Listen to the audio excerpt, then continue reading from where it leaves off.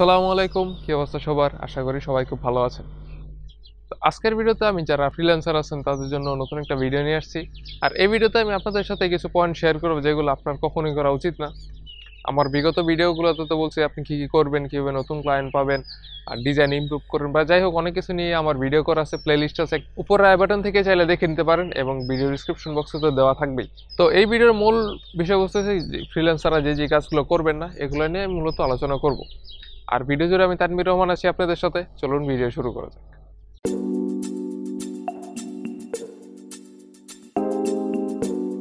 Freelancing এর মধ্যে নতুন যারা আছেন বা পুরনো যারা আছেন, অনেকের মধ্যে একটা বিষয় লক্ষ্য করা যায়, যারা নতুন আছেন তাদের মধ্যে বেশি, এটা হচ্ছে ভাই মার্কেট প্লেস নষ্ট করা। তখন মার্কেট প্লেস আবার নষ্ট করে কীভাবে? তো মার্কেট প্লেস নষ্ট করা বলতে আপনার অনেক সময় দেখা যায় যে একটা ওই প্রজেক্ট আসলো, মনে করেন আপনি একেবারে মনে করেন এটার মিনিমাম রেট হচ্ছে মনে করেন $100, আপনি দিলেন যে ভাই আমি এই কাজটা আমি $50 বা $30 করে দিব। তো ওইভাবে কি অনেক সময় দেখা যায় কি ক্লায়েন্ট হায়ার করেও, দেখা যায় যে আরে এটা তো হয়তো বা প্রমিসিং করতেছে, কাজটা করে দিতে পারবো, কিন্তু পরিশেষে দেখা যায় কি যে হয় কাজের কাজ কিছু হয় না, ওই ক্লায়েন্টেরও টাকা নষ্ট, আপনারও রেপুটেশন নষ্ট। আর মূল কথা হচ্ছে এর ফলে কিন্তু দেখা যায় বাংলাদেশি ফ্রিল্যান্সাররা এই কাজটা বেশি করে, মানে উল্টা পাল্টা প্রাইস বলে, হাই এক্সপেকটেশন দেখা যায়, 100% স্যাটিসফ্যাকশন, আরও অনেক কিছু দেখায়, কিন্তু দেওয়ার পর দেখা যায় কি যে মানে ডেলিভার করতে না পারায় ওনার ওই ইয়াটার হয় না, মানে কি বলে স্যাটিসফাইড করতে পারে না ক্লায়েন্টকে, আর যার ফলে ওই লিডটাকে হারায় ফেলে। আর এর ফলে কিন্তু বাংলাদেশ থেকে অনেক ক্লায়েন্ট চলে যেতেছে, দেখা যায় যে বাংলাদেশি ইনফ্লুয়েন্সাররা মানে মার্কেট প্লেস নষ্ট করে ফেলতেছে, অনেক অনেক দুর্নাম হইতেছে, আবার অনেক ঝামেলাও করে। ওইটা নিয়ে হয়তো পরের একটা ভিডিওতে বিস্তারিত আলোচনা করব। তো আপনার এই বিষয়টা খেয়াল রাখবেন, মানে আপনার যে মিনিমাম যে প্রাইস ওই প্রাইসের মধ্যে থাকবেন, মানে একেবারে আপনার নতুন কাজ পাইতেই হইবে, একেবারে একেবারে মানে ক্লায়েন্টকে দেখালেন অলরাইট আমি এটা করে দিব, কিন্তু দেখা গেল কি যে আপনি করতে পারলেন না, তখন কিন্তু জিনিসটা ভালো হইলো না। তো এই বিষয়টা আপনারা খেয়াল রাখবেন আর মার্কেট প্লেস নষ্ট করবেন না। Point number 2, copy paste. Copy paste নিয়ে কিন্তু আমি আরেকটা ভিডিওতে আলোচনা করছি যে আপনি কপি পেস্ট করবেন নাকি রিমডেল করবেন। আপনি ভাই কপি পেস্ট করেন না, রিমডেল করেন। আর আরেকটা বিষয় হইতেছে অনেকে দেখা যায় কি ভাই, এইটা আমিও করছি, আমি নিজে স্বীকার করতেছি এখানে, যে freelancer.com-এ কন্টেস্ট চলাকালীন সময় মানে কপি পেস্ট ডিজাইন আমি কন্টেস্টে দিছিলাম, যাই হোক ওইটা পেন খাইছি, অনেক ঝামেলা গেছে, যাই হোক ওইটা অনেক আগের কাহিনী। তো আপনারা কিন্তু এই কাজটা করবেন না, কারণ আপনি ডিজাইনের জন্য যদি মনে করেন ওকে একটা ডিজাইন ভালো লাগছে, আপনি দেখে আবার করলেন প্র্যাকটিসের জন্য, ওইটা করেন, কোনো সমস্যা নেই। কোনো ডিজাইনার বলবো না যাবে আপনি এটা কপি করেন না, আপনি কেন আমার ইয়ে কপি করছেন। আপনি কপি করে শিখেন যে অলরাইট উনি এইটা দেখে কি কি টেকনিক ইউজ করছে, এখানে কী কী জিনিস ব্যবহার করছে, তারপর এই ডিজাইনটা হয়েছে, কী কী কালার নিছে, এগুলো করেন, কোনো সমস্যা নেই। কিন্তু আপনি একবারে 100% ডিজাইন কপি পেস্ট করে আপনি ওই যে কন্টেস্টে দিয়ে দিবেন বা প্রজেক্টে দিবেন, এই কাজটা করেন না। এবং পোর্টফোলিওতেও দিবেন না, কারণ পোর্টফোলিও তো ওইটা আপনার জন্য না, আপনি আরেকজন থেকে কপি করছেন, এই বিষয়টাও খেয়াল রাখবেন। কারণ আমি অনেক সময় দেখছি যে ওই ফ্রিল্যান্সিংয়ে মানে বিটের মধ্যে না দিলেও কী করে যে পোর্টফোলিওতে দিয়ে দেয়। কারণ কি ওই অনেক সময় দেখা যায় কি যে upwork.com-এ কি বলে কি যে ওকে একটা পোর্টফোলিও লিঙ্ক দিয়ে দেয়, যে এটা হচ্ছে আমার পোর্টফোলিও লিঙ্ক, এটা থেকে দেখানো কি কি আমি করছি। তো ওই সময় দেখা যায় কি ক্লায়েন্ট যখন যে দেখে যে আরে এত অনেক ভালো ভালো কাজ করছে, ইমপ্রেস হয়ে যায়। পরে যখন দেখা যায় যে কাজ দেয় তখন দেখা যায় কি যে ভাই আর করতে পারেন। তো এই বিষয়টা আপনার খেয়াল রাখবেন, কপি পেস্ট ডিজাইন করবেন কিন্তু আপনার পোর্টফোলিওতে অথবা আপনার প্রজেক্টের জন্য জমা দিবেন না। পয়েন্ট নাম্বার 3, ক্লায়েন্টের সাথে দূরত্ব তৈরি করা। তখন ক্লায়েন্টের সাথে দূরত্ব তৈরি আবার কেমনে করে? আমরা তো অনেক সময় দেখা যায় যে একটু বন্ধুত্বপূর্ণ সম্পর্ক তৈরি করতেছে। এখন কথা হইতেছে আমাদের দেশে কিন্তু একটা প্রচলিত নিয়ম আছে, এটা ভাই আমার পার্সোনালি পছন্দ না, কিন্তু মানে এটা করতে হয়, ফলো করতে কিছু করার নেই।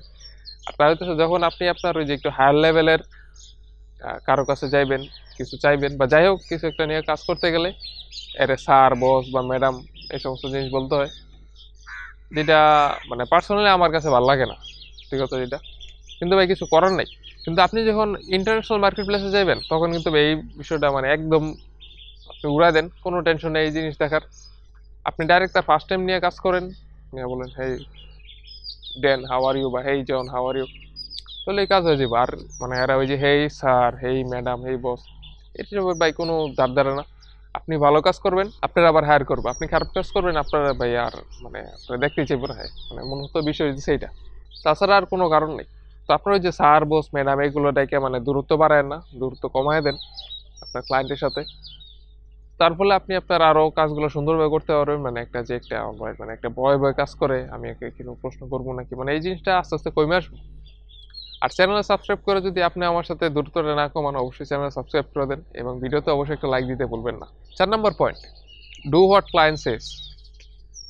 অনেক সময় দেখা যায় যারা ডিজাইনার আছেন বা নতুন নতুন আইডিয়া নিয়ে কাজ করেন, অনেক সময় দেখা যায় কি যে আপনার ক্লায়েন্ট একটা জিনিস চাইলো, এখন আপনি কাজটা করতেছেন, চিন্তা হলো যে আরে এটা যদি আমি এমনি না করে একটু ঘুরে দেই তাহলে কিন্তু জিনিসটা আরো ভালো হয়।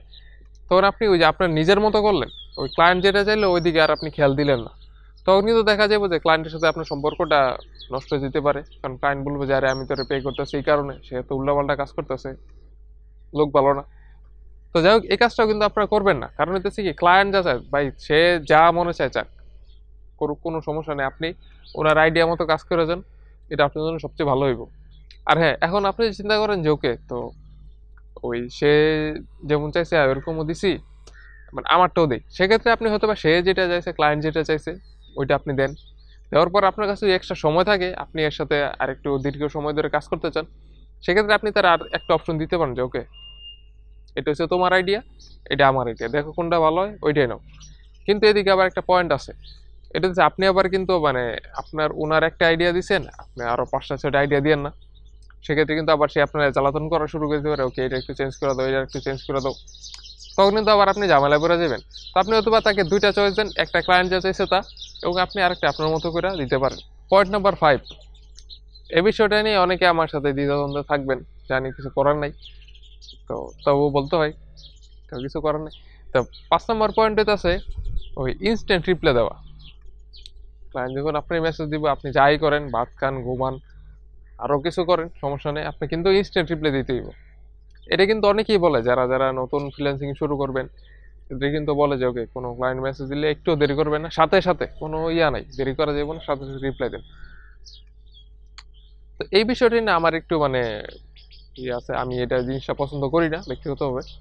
যখন আপনি ফ্রি আছেন তখন আপনি ক্লায়েন্টের মেসেজে রিপ্লাই দেন, কিন্তু যখন আপনি ফ্রি নেই, আপনি তার কাজ নিয়ে ব্যস্ত বা যাই কোনো কাজ নিয়ে ব্যস্ত আছেন, সে আপনার মেসেজ দিল, তখন যদি আপনি মনে করেন যে আপনার কাজটা রেখে আপনি অন্যদিকে ফোকাস দেন, তখন দেখা যাবে কি যে আপনি যে একটা মানে একটা মনোযোগ ছিল ওইটা কিন্তু নষ্ট হয়ে গেল।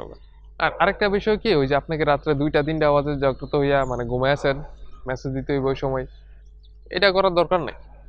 আর তারপরে আবার কি মানে একটু লেট হলে সরি এই সেই, মানে ভাই দরকার কি ভাই, আপনি বিজি থাকতে পারেন, সে কি ভাই জানে না যে আপনিও তো বিজি থাকেন, আপনার তো মানুষ, আপনার তো অনেক কাজ থাকতে পারে, এই হচ্ছে একটা বিষয়। কিন্তু আরেকটা বিষয় আপনি খেয়াল রাখবেন, আপনি ইনস্ট্যান্ট রিপ্লাই দেন, ঠিক আছে, আমি রেসপেক্ট করি আপনারে, কোনো টেনশন নাই, কিন্তু এদিকে একটা আবার পয়েন্ট আছে। এখন আপনি মনে করেন তারে ওই যে সারা সময় একটা ইনস্ট্যান্ট রিপ্লাই দিতেছেন, পরবর্তী দেখা যাবে কি যখন আপনি তার একবার রিপ্লাই দিলেন না, তখন কিন্তু তার মাথা খারাপ, আরে আরে আমি ইয়া দিই, রিপ্লাই দিল না আমারে, তখন কিন্তু দেখা যাবে যে ওকে, হয়তো বা আমার গুরুত্ব দিতেছে না, বা একটা হয়তো বা তার মাথায় অন্য একটা ধারণা আসতেই পারে।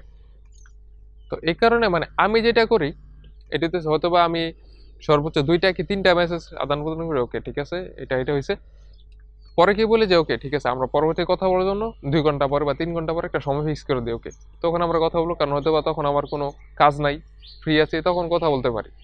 কিন্তু এখন হঠাৎ করে আপনি আমার মেসেজ দিলেন, আমি কেমনে ভাবে কথা বলবো, এটা তো মানে সম্ভব না। যাই হোক, তো এই জিনিসটা করার চেষ্টা করবেন। আর হ্যাঁ, এই জিনিসটা আবার অনেকের জন্য ব্যাকফায়ার হতে পারে, মনে করেন যে আপনার ক্লায়েন্ট মেসেজ দিল, আপনি রিপ্লাই দিলেন না, বসে আছেন, আরে পরে দিই মনে না। এখন আপনি যদি ফ্রি থাকেন তখন দিয়া দেন, কোনো সমস্যা নেই, কিন্তু আপনি যদি মনে করেন কাজে ব্যস্ত আছেন, কোনো কিছু তার প্রজেক্ট নিয়ে কাজ করতেছেন, তখন আপনি হয়তো বা পরে রিপ্লাই দিলেন, সে অবশ্যই মাইন্ড করবো না, যতটুকু আমি জানি। তো এই ছিল আজকের ভিডিওতে। ভিডিও ভালো লাগলে অবশ্যই লাইক দিবেন, কমেন্ট করে জানাবেন যদি আপনাদের ফ্রিল্যান্সিং সম্পর্কে কোনো প্রশ্ন থেকে থাকে। আর অবশ্যই যদি চ্যানেল সাবস্ক্রাইব না করে থাকেন, সাবস্ক্রাইব করে দিবেন। আজকের জন্য এখানেই বিদায়, পরবর্তী ভিডিওতে আবার দেখা হবে।